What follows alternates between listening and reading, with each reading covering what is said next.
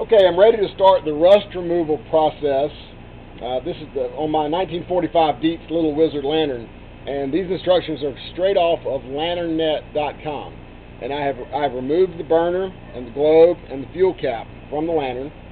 And the next step is to take the soda ash and mix it in the warm water. Now I've got 5 gallons of warm water. This is just a bucket, a 5-gallon paint bucket that I got from Lowe's. In fact, I got all these materials from Lowe's.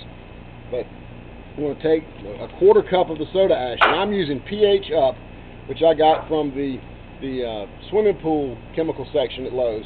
Just a 1/4 cup of the soda ash. Mix in the warm water.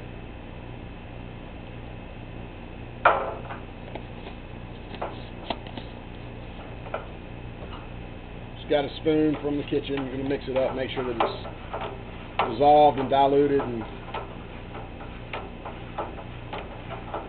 all mixed up in the water. This is the medium that we're going to use for the electrical process. This is looking pretty good, and it's pretty mixed up in here.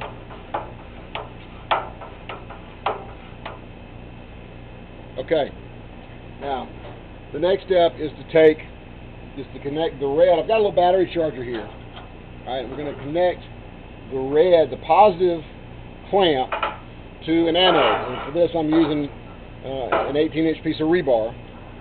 I'm going to slide that down inside the bucket. Now, it's important that when the lantern goes into the solution, into the bucket, that it does not come in contact with the anode, or else it'll short the circuit. So to make sure that doesn't happen, I'm just taking a clamp, an insulated clamp.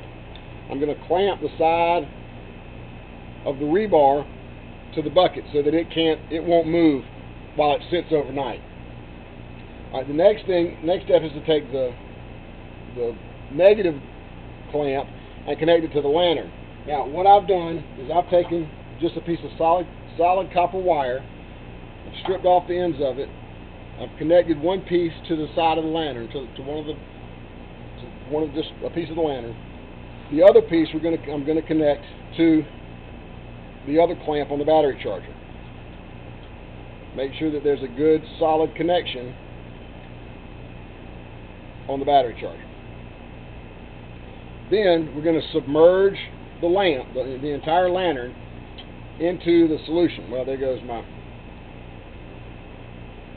All right, I want to let it fill up with the water, and just make sure that the whole thing is covered up. Now, I'll put a little crimp in my wire that's going to help hold it underwater. I'm going to take this other piece and connect it to... Alright, now we're ready to go. We're completely underwater, it's completely submerged.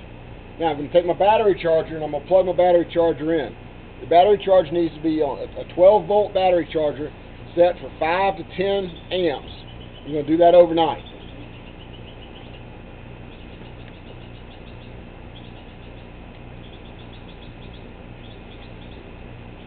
$12 volts, mine goes to 6 amps.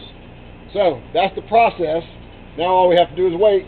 We wait until, wait overnight.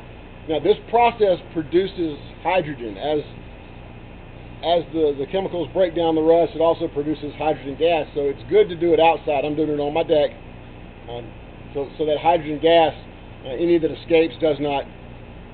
If you do it inside, it can be combustible. It can build up and cause some trouble. So anyway, there it is. That's part 1. And we'll see how it works out, and we'll come back and check it tomorrow.